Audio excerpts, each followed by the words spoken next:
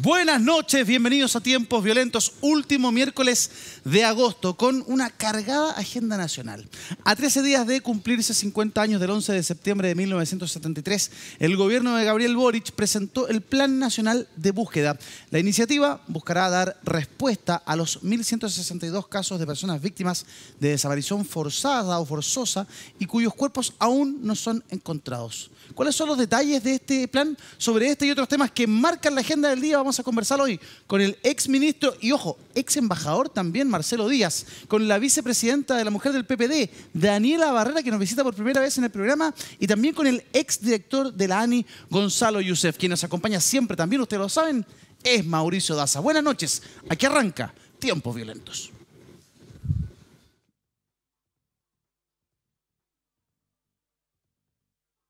Por cierto, esto no está en el protocolo y el presidente me lo dijo recién. Yo solo... Sí, pero lo primero quiero agradecer a la organización de la sociedad civil. Si ustedes cruzan, acá en el Ministerio de Justicia está lo que se llama La Sabana, que es el lugar donde la Vicaría de la Solidaridad comenzó a anotar cada uno de las víctimas. Ese es el primer plan de búsqueda, ¿no? Lo segundo es... Soy un hombre del derecho y como soy un hombre del derecho tengo fidelidad a la ley. Y por lo mismo creo que es clave agradecer a los jueces, está el presidente de la Corte Suprema, que yo creo que tiene pleno, así que... Y sobre todo quiero agradecer a los jueces de dedicación exclusiva. No sería posible lo que hemos construido en torno al Plan Nacional de Búsqueda sin lo que hemos avanzado ahí. Y lo tercero es que quiero agradecer a los familiares que me abrieron sus puertas. Muchas gracias. Ahí teníamos al ministro de Justicia y Derechos Humanos, Luis Cordero, visiblemente emocionado en estas palabras en el que se presenta por parte del presidente, por parte del Ejecutivo, este Plan Nacional de Búsquedas que busca reparar una herida que está abierta en nuestro país y que tiene que ver con los detenidos desaparecidos. Buenas noches, Mauricio Daza, ¿cómo está usted?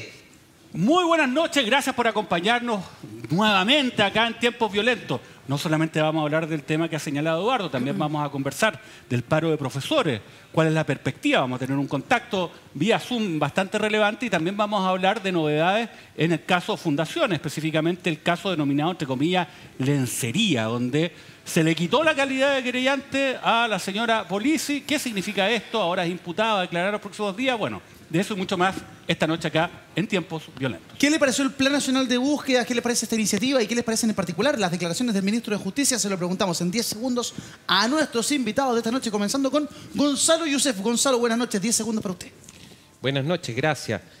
Ante una iniciativa que busca reparar una herida tan profunda, solo podemos estar de acuerdo sin conocer los detalles y creemos que es una buena forma de reparación o tender a ello.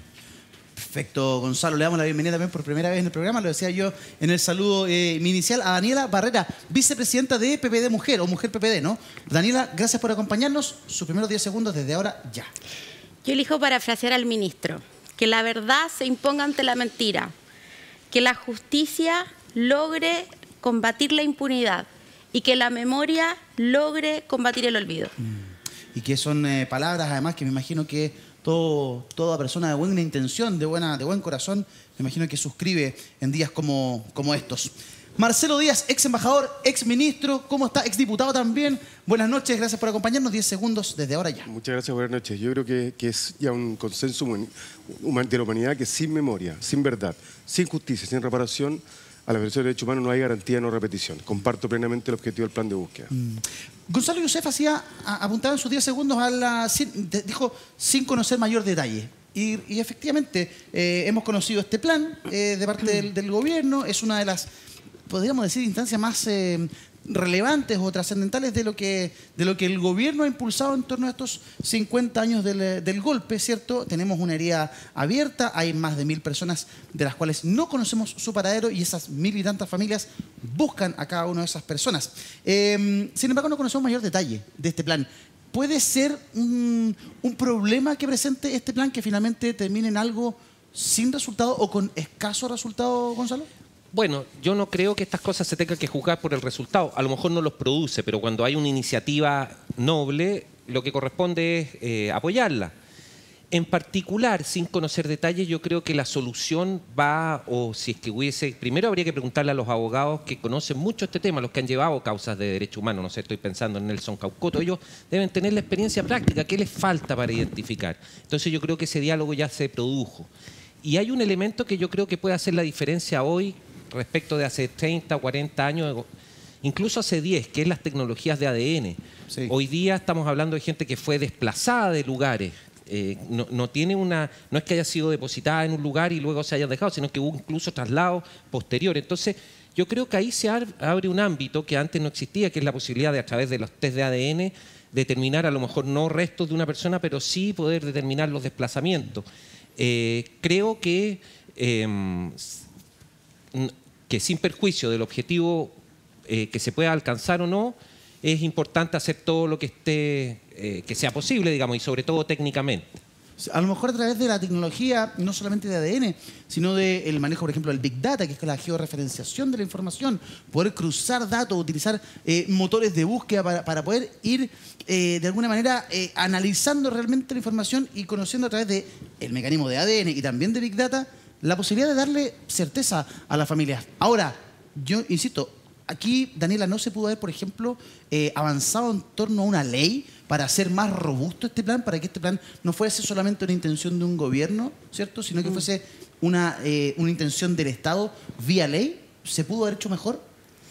Mira, yo creo que hay que poner... ¿Dónde está el foco, en el fondo? ¿Cuál va a ser el mecanismo para resolver o cómo les vamos a dar una solución a las personas? Sí. Ya, con la llegada ya, la aproximación a septiembre, al menos desde el Partido por la Democracia hemos realizado bastantes conversatorios. Fui a Antofagasta, donde la Caravana de la Muerte tuvo un impacto nefasto. Sí. Entonces, al estar ahí frente a familias y mujeres que todavía recuerdan a sus abuelos que nunca conocieron, son heridas que no sanan por generaciones. O sea, tienes un nieto diciendo, yo no conocí a mi abuelo por culpa de, etcétera. Entonces, yo creo que los mecanismos legislativos los tienen que ver los expertos. Creo que esto, más que una deuda, porque siempre hablamos de deuda, pero en verdad nosotros ya requerimos entregar una solución para que estas familias puedan hacer reparación.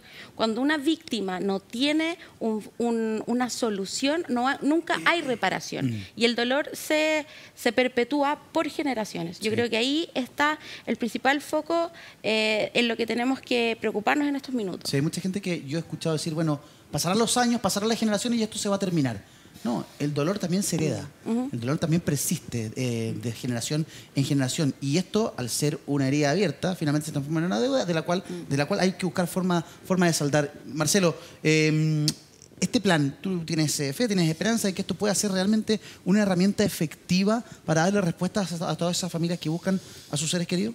Yo eso espero, pero ya tiene un valor en sí mismo. Y es que en medio de un momento, de un clima donde algunos han vuelto a reivindicar la figura del dictador, donde han retrocedido respecto de su asunción de responsabilidad sobre la dimensión política, ¿no?, de lo ocurrido en Chile, que han reivindicado incluso o han justificado el golpe, creo que esta es una señal desde la primera magistratura del Estado de decir, ¿sabe qué? El Estado es responsable de esto. El Estado causó estos horrores, el Estado tiene que hacerse cargo. Lo decía el presidente, creo que en alguna ocasión el presidente Boric, aquí nadie está en condiciones de pedirle a ningún familiar detenido desaparecido, de ejecutado, de torturado, de secuestrado, como lo vimos esta semana, ¿no?, con este adulto ya de 40 y tantos años que vuelve a Chile y se reencuentra con su madre, fue secuestrado por los servicios de seguridad de la dictadura y parte de la red de trata ilegal de menores de esa época y que conoce a su madre ahora.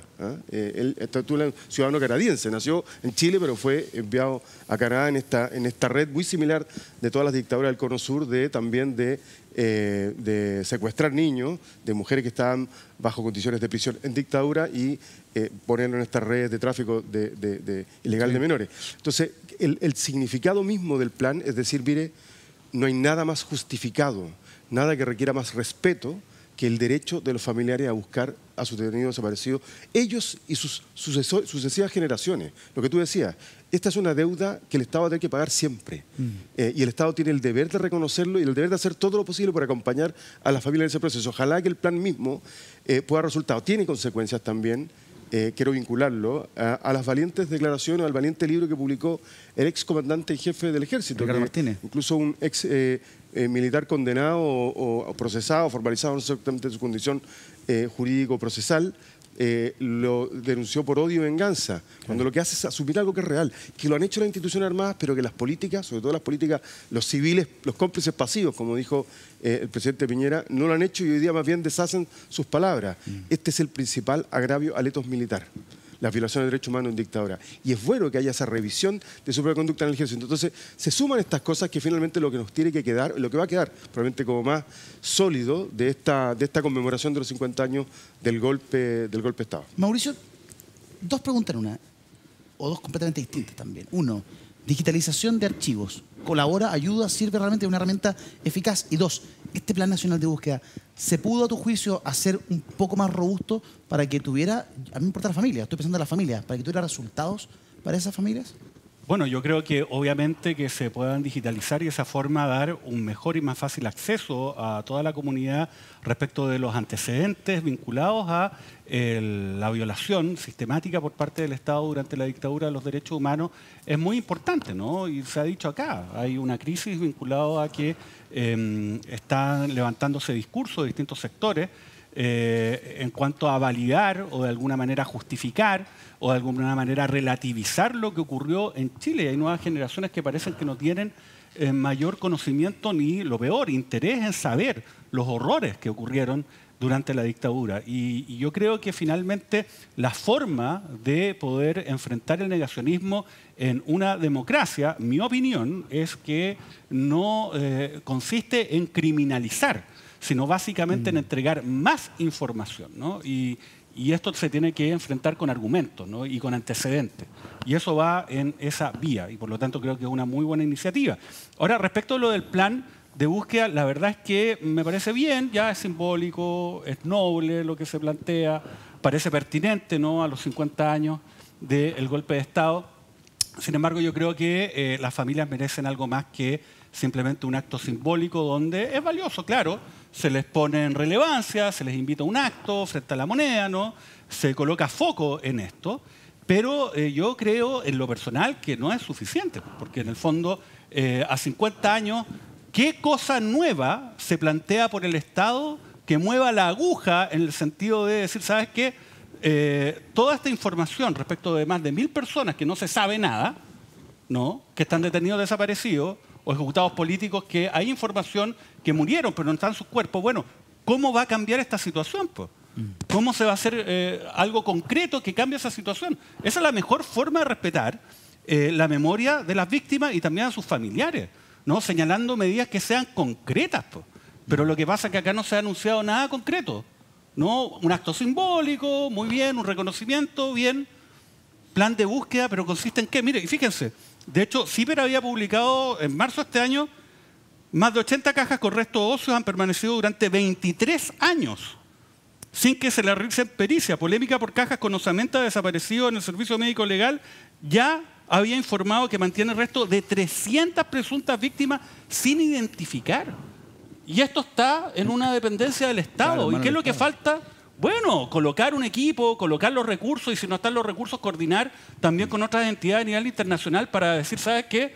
Vamos a hacer la labor de identificación. Uno habría esperado eso porque no cuesta tanto, pues si es el Servicio Médico Legal y los restos óseos están en este servicio que depende del Estado. Entonces, yo creo que hay que profundizar, hay que señalar medidas que sean concretas. El ADN está, pero bueno, hace años, pues, si el ADN no es un invento de ahora. Mira, ahí ha pasado Mauricio, ¿cuánto? Ahí lo estamos destacando en pantalla. Bueno, 20 años. Polémica por cajas con osamentas Ya, pues. de desaparecidos en el Servicio Médico Legal. Ya había informado que mantiene restos de 300 presuntas víctimas sin identificar. No tengo claro si estos son los que estuvieron en algún momento en manos de la Universidad de Chile. Claro. Y que después pasaron en la Facultad de Medicina de la Chile y que después pasan en el año 2001 al Servicio Médico Legal. Fueron pimponeadas, Claro. Eduardo. Esto estaban moviéndose como muebles de un lado para otro. Entonces, a lo que voy, ¿no? En ese contexto, yo esperaría, ¿no?, anuncios que sean más concretos. Ya, Big Data y georreferenciar. Bueno, eso también existe hace rato. ¿Quién se va a hacer cargo de esto? ¿No? ¿A partir de qué? ¿Una orden judicial? ¿Una unidad especial de la Policía de Investigaciones? ¿Se va a coordinar con el Servicio Médico Legal? No se sabe nada de esto. Sí. Entonces, yo esperaría algo un poquito más concreto, si no, vamos a estar frente a una sucesión de actos simbólicos, ¿no?, de aquí al 11 de septiembre que no van a tener ningún sustento. Ojalá que se avance en ese sentido. Para que la gente saque un poco de contexto en la casa, según el informe RETIC, entre el 11 de septiembre del 73 y el 10 de marzo de 1990, se constató en Chile un total de 1.469 personas víctimas de desaparición forzada durante la dictadura. De ese número, 1.092 corresponde a detenidos desaparecidos y 377 a personas ejecutadas cuya muerte nunca se logró acreditar, pero que su cuerpo, nunca fue entregado a sus familiares. Hasta la fecha, 307 personas han sido ubicadas y entregadas a sus familias. Entonces, en el médico legal hay 300 osamentas distintas más. ¿Qué costaba durante 20 y tantos años poder hacer los estudios necesarios para darle respuestas a esas familias? Todo esto ocurre además en un contexto muy particular. La Policía de Investigaciones fue a la casa de un ex brigadier de ejército condenado por el crimen de Víctor Jara. Y él se quita la vida cuando la policía va a buscarlo. El presidente hace alusión a aquello en el velorio de Guillermo Tellier, el presidente del Partido Comunista. A través del siguiente titular lo rescatamos. Otros mueren de manera cobarde. Como Boric crispó el ambiente a puertas del 11 y las otras veces que sus dichos han generado polémica, el titular que corresponde al diario La Tercera. ¿Qué fue lo que dijo específicamente el presidente Boric? Escúchelo y saque sus propias conclusiones. Hoy día, cuando estamos próximos a conmemorar 50 años, hay otros que mueren de manera cobarde para no enfrentar a la justicia. Ahí hay otros que mueren de manera cobarde para no enfrentar la justicia. No nombra directamente a Héctor Chacón, ¿no? A Héctor Chacón, condenado en el caso de Víctor Jara, pero en el contexto se entiende perfectamente de quién está hablando. ¿Crispa el ambiente ese tipo de declaraciones? Gonzalo Youssef, abro contigo. Objetivamente sí, sin perjuicio del contenido de verdad o de lo que uno pueda pensar respecto del contenido mismo de las palabras. Ya La Tercera generó un titular respecto al tema. Entonces, efectivamente se produce un impacto. Yo creo que la cuestión es si ese impacto era necesario o era justificado. Y esa es una pregunta política. Si tú me la haces a mí, políticamente yo te digo que no. Yo creo que en un funeral, sobre todo, respecto de un dirigente que no decía relación directamente, sin perjuicio de su vivencia histórica, tratar de cobarde a alguien que a los 86 años se pega un tiro cuando lo va a buscar la policía, en presencia, entiendo, de su familia, es a lo menos un acto de imprudencia. De imprudencia porque de partida genera un enfrentamiento con lo que se ha tratado de evitar, digamos, que es aquellos que pretenden reivindicar la figura del golpe. Si uno quiere, y insisto en ese punto, conmemorar de mejor manera la fecha que se viene, creo yo que quien conduce el Poder Ejecutivo debe haber puesto el énfasis en aquellas cosas, nuevamente, que lo digo, que nos unen. El respeto a los derechos humanos, el apego irrestricto de la democracia. Y en ese contexto creo que esto no contribuye a eso. Yeah. Entiendo que haya gente que lo comparte y entiendo que alguien pueda decir, mire, es una afirmación verdadera o a lo menos verosímil y políticamente no es una barbaridad. Pero el efecto que produce no creo que sea el adecuado, y menos cuando el que lo avise es el presidente, porque si lo hubiera dicho a lo mejor otra persona, hubiese sido... de hecho... Hay, además, y déjame concluir con esta, a veces la literatura ayuda mucho en estas cosas. Yo les recomiendo un libro, un cuento de Borges, Deutsches Requiem, y esa es la historia de un oficial nazi que va a ser ejecutado al día siguiente en Nuremberg. ¿Ya? Y todo el proceso, son 4 hojas, es todo el proceso mental en la mente de ese sujeto, que, digamos, por de pronto es un criminal abominable, y partamos de esa base, pero el ejercicio intelectual de Borges en ese cuento es notable, y es un poco entender que las cosas son mucho más complejas de lo que nos puede permitir entender una ética maniquea, decir, mire, estos son malos, estos son buenos. Entonces, en ese contexto, creo yo que las palabras del presidente lo que nos hacen es de nuevo meternos en ese contexto de los buenos versus los malos y no en las cosas que nos unen. Las declaraciones del presidente tuvieron reacciones inmediatas de diversos lados. Uno de ellos, el líder del Partido Republicano, José Antonio Kast, que planteó lo siguiente. Alguien que abusa del poder, alguien que utiliza una tribuna para denostar a alguien, es un cobarde. Él es un cobarde. Y la misma cobardía tuvo cuando se rió de Jaime Guzmán, usando una polera, con su rostro asesinado, riéndose de ese asesinato. La misma cobardía tuvo cuando se reunió en privado, sin decirle a nadie, con unos asesinos de Jaime Guzmán. Y así lo ha repetido en distintas ocasiones. Por eso yo solamente puse ayer un tuit con la palabra cobarde.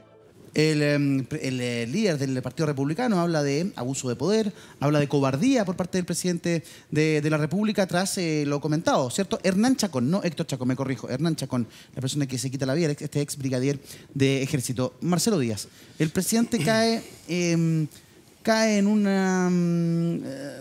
error no forzado al comentar de esta manera esta situación. En este contexto, ¿se expone a crítica, abre un flanco de discusión o simplemente es coherente con lo que el presidente piensa y está bien que lo plantee abiertamente? Yo creo que hay que hacer algunas distinciones, porque algunos han interpretado que este es un juicio respecto a aquellos que toman la decisión de suicidarse. Yo creo que nada más lejos de la opinión personal, íntima del presidente, que juzgar de cobarde a aquellos que toman la decisión de terminar con su vida. Yo creo que el juicio es más político y tiene que ver con algo que a veces se nos olvida decir. No es un militar patriota aquel que evade a la justicia. No es un militar patriota aquel que viola los derechos humanos. Esa es la cobardía de Chacón, no la forma en que termina su vida.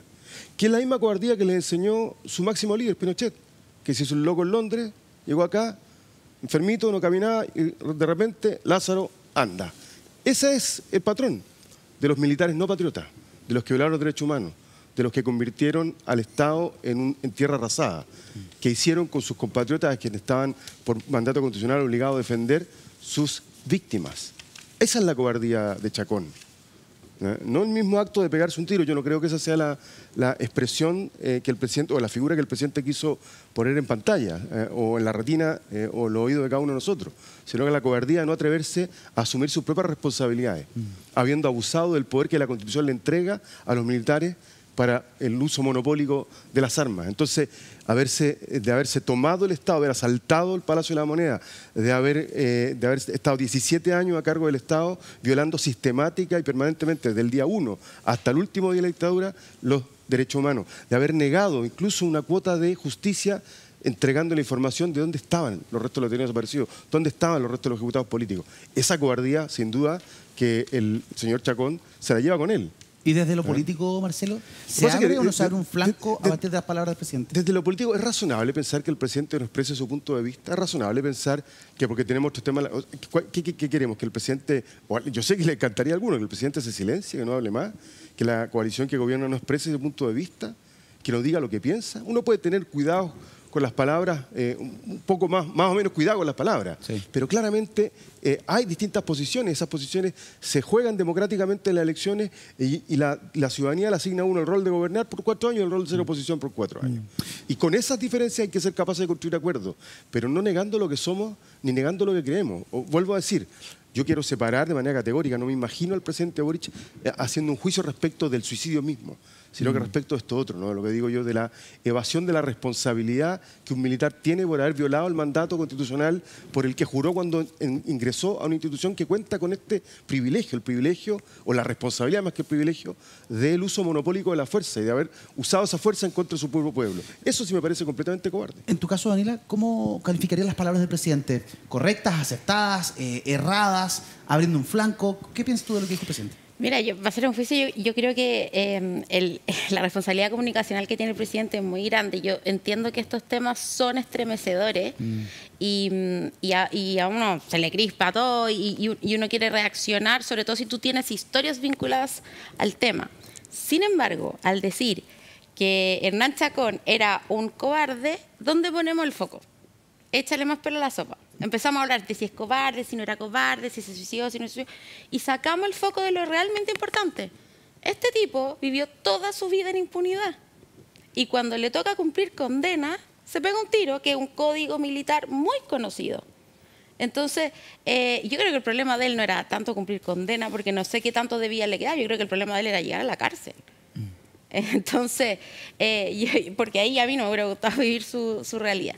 Entonces, al final, yo no tengo idea de sus motivaciones, no las vamos a saber nunca, podríamos estar conversando todo el programa, pero sí creo, y acá Kast recoge esta cobardía y hace toda una polémica y una prosa respecto de los cobardes, Pero, ¿dónde está el foco aquí? La familia, ¿cuántos años estuvo esperando a que saliera una resolución? Y este tipo vive en impunidad y se suicida y queda todo tal cual.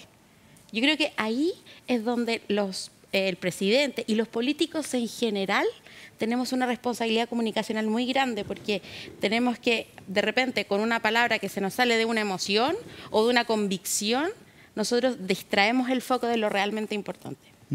Mauricio, ¿tú cómo ves las palabras del presidente? ¿Te parecieron erradas, acertadas? ¿Era el momento para plantearlo? ¿De pronto traba cualquier posibilidad de hacer un acuerdo mayor en torno al 11? ¿Cómo lo ves? Claro, a ver, yo creo que la larga explicación que dio Marcelo y que no tiene mucho que ver con las palabras exactas que ocupó el presidente Boric y la reacción de Kast dan cuenta de que esto no fue algo afortunado. No gana nada, no solamente el presidente del gobierno, sino no gana nada nadie con esa declaración, ¿no? También estoy de acuerdo, se quita el foco. ¿Qué es lo que dijo el presidente? Dijo: Guillermo Tellier murió como un hombre digno. Hay otros que mueren de manera cobarde para no enfrentar la justicia.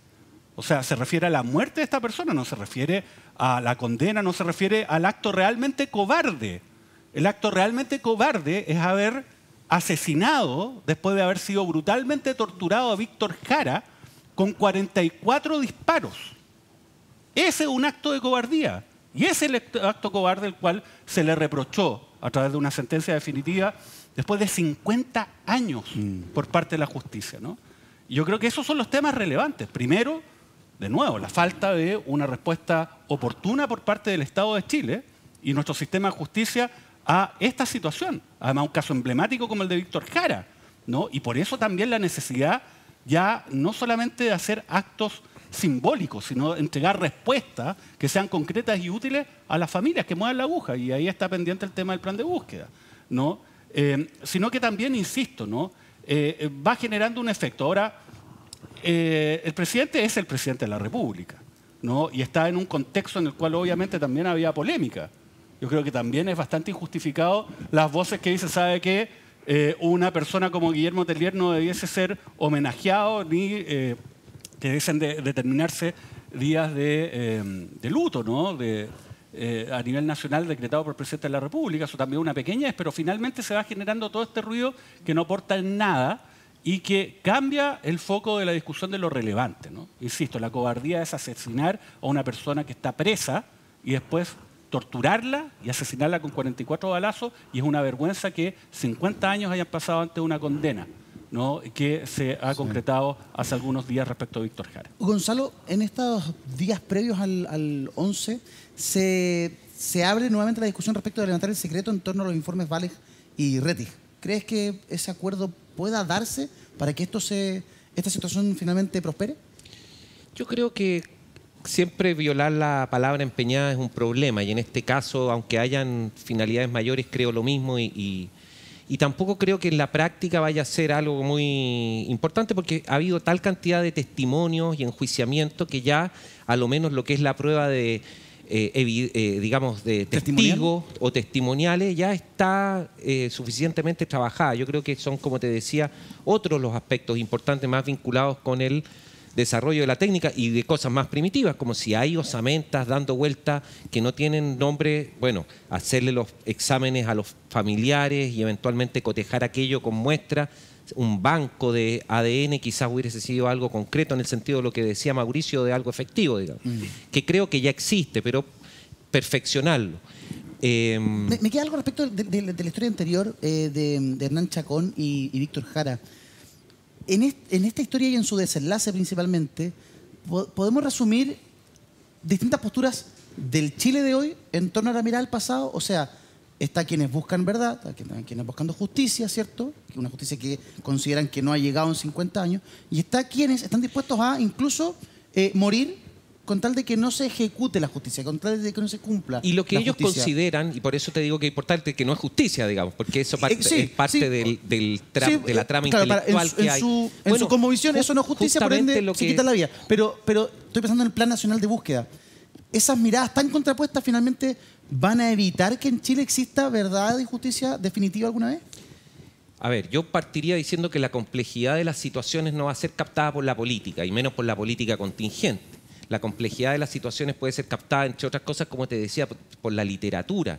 La literatura, no sé, si leemos a Roberto Bolaño, esas novelas que Estrella Distante, de un violador de los derechos humanos que era aviador, o leemos las historias del exilio de Roberto Bolaños, capaz que tengamos mayor posibilidad de entender lo que pasó en ese Chile que lo que está pasando ahora.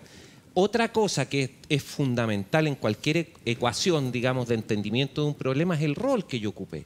Y sin duda, si yo era familiar de alguna persona acusada por una violación a los derechos humanos, que sin duda esa gente, sin perjuicio que sea verdad o no, van a considerar que es injusta o porque no hizo lo que se dice o porque recibió órdenes, esa gente sin duda va a tener una visión distinta de aquellos que fueron víctimas porque le fueron a buscar un familiar y lo asesinaron y lo están buscando hasta el día de hoy. Tampoco creo que el tema de los derechos humanos sea algo relativo y que dependa, como ya lo he dicho, del lugar que uno ocupe. Pero sí hay complejidades. Entonces, una quimera es suponer que todos nos vamos a poner de acuerdo respecto a lo que pasó y que de ahora en adelante vamos a firmar un acuerdo. Sí creo yo que había posibilidades de hacer cosas más acotadas con dirigentes políticos de cierto peso, que hubiesen conversado entre ellos desde antes, que hubiese alguien que hubiera podido hablar a nombre de las organizaciones de derechos humanos, que sin duda también comparto que es lo importante. Pero esa oportunidad yo no la veo. O sea, bueno, yo creo que esa era la manera, por lo menos políticamente, de conducir el conflicto. Salvo que uno quiera darle un toque político, y es lo que está haciendo el presidente y Kast. El presidente afirma su electorado de izquierda. Yo no sé si lo hizo con esa intención y no quiero decir que lo hizo con esa intención, pero sin duda él se posiciona en un lugar político y que le ha permitido, digamos, sin perjuicio de todo, mantener un 30% de apoyo. Y por otro lado, Kast capta a todos los que están en contra de esta visión histórica, que por de pronto, por las últimas elecciones, parece que tampoco son tan pocos. Entonces, esa es la otra manera de enfrentar el tema. Yo prefiero la primera. En tu caso, Marcelo, ¿crees que el levantamiento del secreto de Vales y Rettig podría colaborar o se podría dar de aquí al 11? Mira, estuve en el Congreso cuando se dio esta discusión. Leí también las declaraciones que en su momento hizo el presidente Lago. Yo la verdad es que creo que puede contribuir. Ahora, es cierto que hay que respetar los derechos de aquellos que entregaron su testimonio y su declaración precisamente amparados en esta cláusula de reserva. Pero hay mecanismos, por ejemplo, consultar a los que declararon si están dispuestos o no, es una alternativa que se planteó, pero todo lo que se transparente, todo lo que se haga público, a mi juicio, contribuye en esta lógica cuádruple, ¿no? Verdad, justicia, memoria, reparación. Creo que, pero un comentario sobre lo que dijo Gonzalo. Yo tiendo a estar más de acuerdo con Daniela. Yo creo que si algo impulsó la declaración del presidente está vinculado a algún registro emotivo o a una convicción, en un contexto además bien especial, que eran los funerales de Guillermo Tellier, el velorio de Guillermo Tellier, y no cálculo político. Yo eso soy absolutamente categórico. No, conociendo al presidente, por lo menos en su vida anterior, la vida parlamentaria, tengo muy claro que él actúa desde ahí. Creo que eso es importante decirlo, porque todo lo que hemos estado haciendo estos días, lo hablamos aquí la semana anterior, si no me equivoco, ¿no? Sí. Que todavía no seamos capaces a 50 años de decir, mire, nada justifica el quiebre de la democracia, los problemas de democracia se resuelven con más democracia, y nada justifica la violación de derechos humanos, que esas dos líneas las podemos firmar casi de memoria, casi sin tener que preguntarnos, quiere decir que todavía estamos muy lejos de llegar a esos consensos sociales, culturales y de todo tipo al que llegan las sociedades que tienen conciencia de sus horrores pasados. Por ejemplo, los alemanes y la etapa del nazismo, claro, y la Segunda Guerra, claro, por ejemplo, y el Holocausto. Una pasada rápida con cada uno de ustedes. Quiero preguntarle a Mauricio también respecto a esta situación en el caso de Vales y Rettig. Pero, ¿cómo evalúan el actuar del gobierno, el liderazgo del gobierno, si podemos hablar de eso, respecto a los 50 años? ¿Bien, mal, más o menos? Hablo con Daniela. ¿Cómo lo ha hecho el gobierno de Carlos 50 años? Yo creo que ha sido un tema complejo, que se encontraron con más factores de los que habían pensado que se iban a encontrar. Pensaron que iba a ser más sencillo, o más unidad, no sé. Sí, porque, por ejemplo, si tú haces un acto de conmemoración de los 50 años, al menos te encuentras 5 generaciones en un acto político, propiamente tal. Entonces, están las personas que estuvieron involucradas. Por ejemplo, hoy estuvimos en un conversatorio con Sergio Vitar, y él contaba, ahí teníamos 5 generaciones. Entonces, él contaba desde la generación más antigua, él era ministro de la Unidad Popular, él se va a entregar y dice, oye, todo el mundo me dice, pero ¿cómo te fuiste a entregar? Dice, ¿cómo tan...? ¿Ya? Y él le dice, pero es que yo era un ministro, yo no había hecho nada malo y a mí me estaban llamando a entregarme. Yo fui. ¿Y cuál es un tema que yo creo que crispa los ánimos frente al negacionismo? Es lo brutal que fue el proceso. Porque él decía, nosotros como seres humanos no nos imaginábamos que otros seres humanos iban a actuar de tal forma. Claro.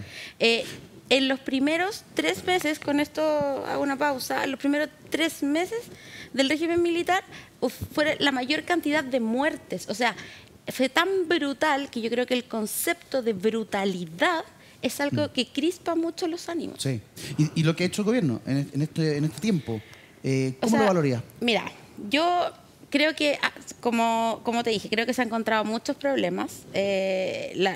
Una de las primeras iniciativas que tuvo se encontró con este tema de las familias de los detenidos desaparecidos, que no estaban de acuerdo con las declaraciones.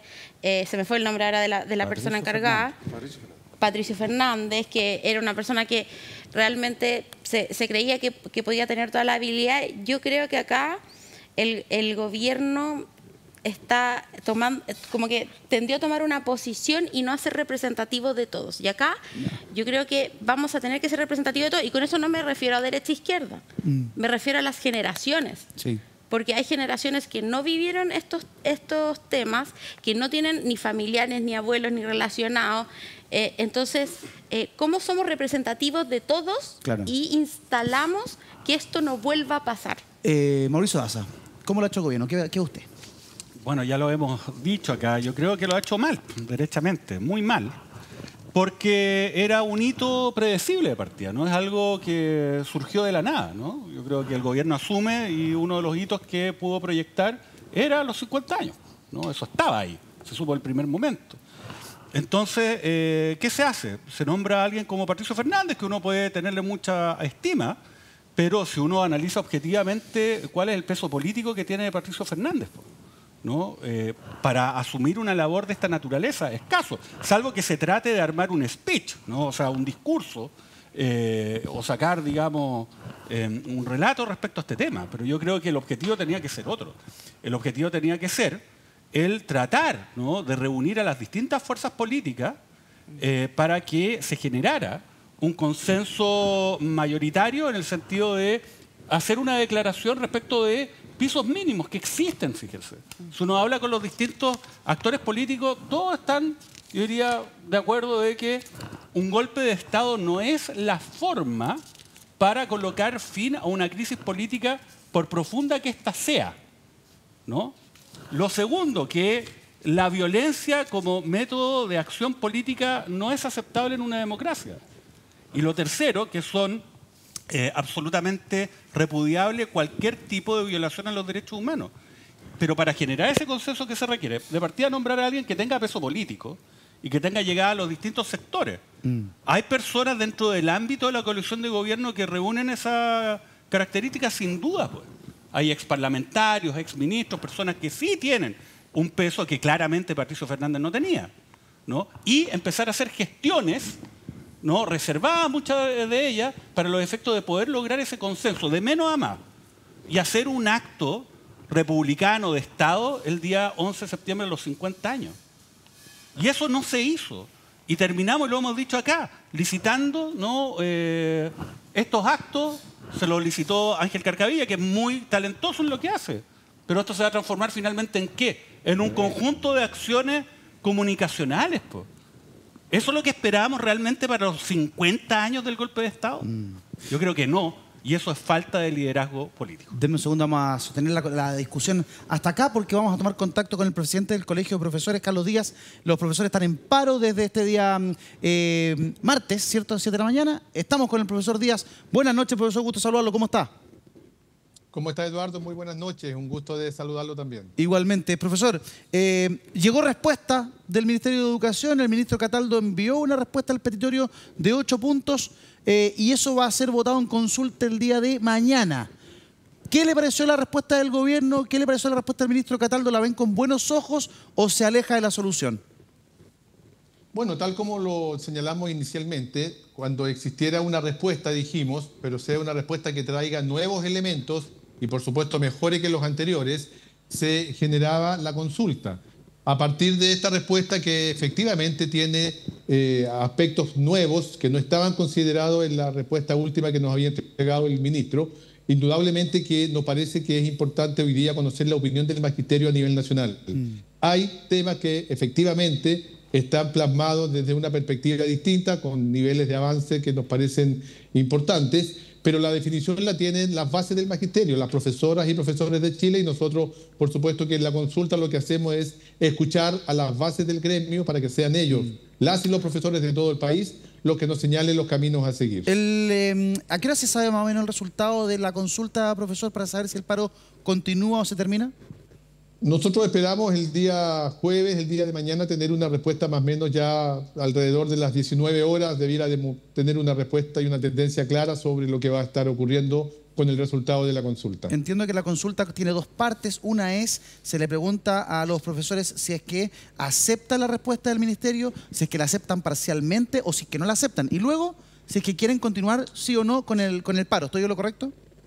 Exactamente, Eduardo. Ese es precisamente el voto que se hace el día de mañana para que los docentes puedan efectivamente manifestarse. Hoy día en todo el país hemos tenido asambleas en todo Chile, en todas las comunas, en donde se ha deliberado, se ha conocido, se ha dado a conocer esta respuesta y se ha profundizado sobre cada uno de los puntos. Y por eso que nos parece relevante que mañana informadamente los docentes puedan decidir. Profesor, ¿cómo fue el nivel de adhesión a este paro nacional? ¿Se puede adelantar alguna cifra, algún porcentaje de adhesión? Sí, tenemos un porcentaje de adhesión a nivel país del 70%, es lo que hemos informado, con algunas regiones que están por sobre la media y otras que están bajo la media indudablemente, pero promedio. Promedio tenemos un porcentaje de un 70%. Profesor, usted sabe, yo lo he dicho públicamente, si hay un gremio que le ha tenido paciencia a Chile, es el gremio de los profesores. Hay una deuda histórica con ustedes trabajan en condiciones que son muy complejas en muchos casos, sobre todo en regiones, en lugares apartados. Ahí hay verdaderamente un apostolado a los profesores en muchas veces. Pero yo le preguntaba si es que este paro era estrictamente necesario. Hoy día revisaba en las noticias, inasistencia grave alcanza 1.3 millones de escolares y pone en duda la eficacia del plan del ministerio. Los estragos que dejó la pandemia, sobre todo en la educación más vulnerable de nuestro país, va a costar años recuperar esos niveles educacionales. Lo mismo pasa en todo tipo de asignatura o materia, lectura, plan de comprensión. O sea, tenemos baches importantes, lagunas importantes en educación. ¿Este paro era estrictamente necesario para forzar una solución o toda vez que había habido un cambio de ministro, esto se pudo haber evitado? En realidad, Eduardo, esta paralización y toda esta movilización se viene gestando desde hace mucho tiempo. Nosotros llevamos más de un año, casi un año y medio, conversando con las autoridades y precisamente apostamos en primer término a que en la mesa de conversaciones hemos ido a todas las mesas que se han generado, a todas las reuniones, y para nosotros que es más que a través del diálogo podamos resolver estos problemas. Sin embargo, lamentablemente las respuestas que esperábamos nunca llegaron. Y es por ello que a partir precisamente de iniciar con un paro de 24 horas, posteriormente uno de 48 y llegar después al indefinido, es que recién ahora que estamos en el paro indefinido comienzan a llegar las respuestas que de alguna forma se esperaban. Nosotros nos preguntamos por qué no plantear estas respuestas con anterioridad y habernos evitado todo esto. Pero además, Eduardo, creo que es muy importante también informar de que las temáticas que estamos planteando y particularmente nuestras demandas no tienen que ver con beneficios prácticamente personales o individuales para los docentes. Es decir, no estamos pidiendo mejoras salariales, por ejemplo, que nos suban el sueldo, que sería muy legítimo que lo pidiéramos, pero en realidad lo hemos dejado para más adelante o en una segunda oportunidad, porque hoy día estamos planteando los temas que de fondo están lamentablemente preocupándonos, ya que perjudican los aprendizajes de nuestros estudiantes.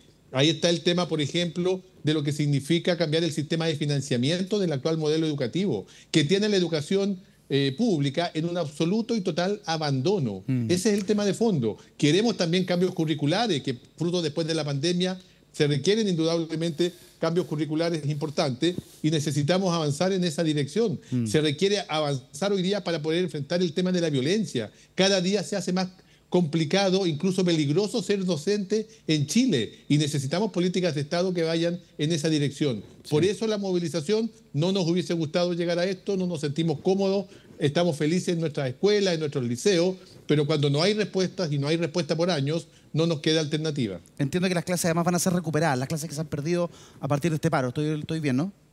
Absolutamente, tenemos Bien. toda la disposición y lo hemos señalado siempre al Ministerio en ese tenor. Profesor Carlos Díaz, presidente del Colegio de Profesores, gracias por el contacto con el programa a esta hora. Que esté bien, buenas noches. Un gusto, Eduardo, un gusto de saludarlo. Muy buenas noches. Igualmente. Mañana vamos a ver entonces si continúa o no el paro de profesores. Finalmente, al parecer, las posiciones se están acercando, Marcelo. Yo he tenido el ministro Cataldo, no es fácil porque además está en los ojos de todos, ¿no? Básicamente por su condición de militante del Partido Comunista. Sí. Pero me gusta el tono de Carlos Díaz. Efectivamente, este pliego también tiene que ver con algunas cuestiones propias, el agobio laboral, la jornada escolar completa. No es que sean temas terceros. Claro.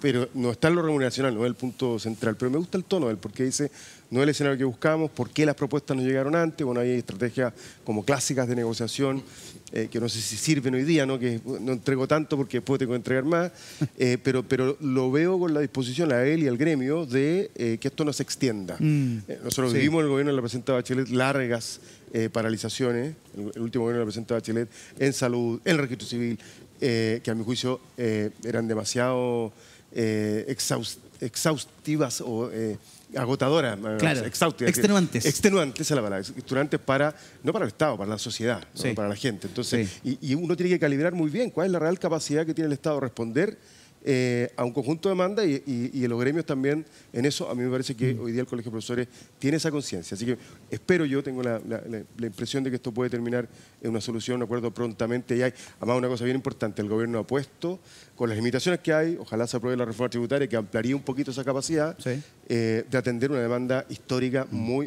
justificada, que es la deuda histórica. ¿Coincides, Daniela? Valga la redundancia. O sea, creo que aquí hay un bonito desafío, sobre todo porque las demandas me parecen bastante manejables. O sea, él hablaba de una reforma curricular y eso hace rato que ya es necesario, porque los chicos después de la pandemia no son los mismos, no aprenden, no es lo mismo hacer clases en un aula. Estamos cambiando todos, entonces los profesores requieren hacer cambios y yo creo que es muy manejable una reforma curricular rápida, funcional. Yo creo que acá el Estado es bueno, o sea, el gobierno actual es bueno que aplique un foco funcional, que es ya, bueno, si no me resultó toda esta reforma, ¿cómo saco 3 líneas de acción para brindar una respuesta rápida y con la capacidad de responder? Aquí vamos a ver, Gonzalo, la capacidad de manejo del ministro Cataldo. Claro, está sacando, parece, da la idea, no quiero ser pájaro, no quiero mufar esto, pero parece que el conflicto se va a terminar. Pero después viene la aplicación de las soluciones. Y aquí vamos a ver cuánto manejo tiene el ministro Cataldo. Bueno, yo te diría que habiendo estado en un par de estos problemas, mucho menos que los de Marcelo, eso da lo mismo, digamos. Aquí el mandato presidencial al ministro es bajar el paro y si tiene que prometer la luna, que la prometa. Esa son la manera de comportarse en estos casos. ¿Cómo cotas mensuales? Eso sí, ese es el tema. Si se puede negociar el plazo, mejor. Pero creo yo que, bueno, sin perjuicio de que se le ha dado un carisma presentable a las demandas, porque hace un tiempo las revisamos, las demandas, y eran pura reivindicación económica. Ahora se dieron cuenta, afortunadamente, las autoridades gremiales, que eso no va a generar un apoyo de la ciudadanía. Pero sí me gustaría lamentar esta brecha entre la educación privada y la educación pública. Yo creo que este tipo de paralizaciones, y con eso espero que no se realice y que no se termine en un paro indefinido, a los que perjudican son los estudiantes del sistema público, porque los que tenemos la fortuna de tener nuestros hijos en el sistema privado, ellos van a clase hoy día y van a ir después, y si hay paro van a volver a ir. En cambio, el alumno que le cierran el liceo o le cierran la escuela, que tiene que ir, su madre a lo mejor no va a poder ir a trabajar ese día porque no va a tener dónde dejarlo, y seguramente se van a implementar mecanismos. Pero es ahí. Y si el gran problema de la educación hoy día es el ausentismo y la cantidad de gente que se perdió y el bajo desempeño en pruebas de matemática y pruebas de habilidades lectoras, yo creo que la solución de no hacer clases o paralizar, sin perjuicio de la mayor o menor justicia, no contribuye a ello, y ojalá que el ministro saque adelante el encargo que podríamos considerar lo que puede ser el primer gran acierto político del presidente, o uno de sus pocos aciertos políticos, porque dejó a un ministro comunista con toda la oposición, justamente porque a lo mejor entendió que este ministro tenía mayor capacidad de sentarse frente a interlocutores que piensan lo mismo que él. Entonces, esperemos que resulte, por el bien de la educación y de la gente más vulnerable, esa apuesta. Muy bien, con la opinión de Gonzalo Youssef nos vamos a un corte, regresamos de inmediato con más Tiempos Violentos. No se vayan.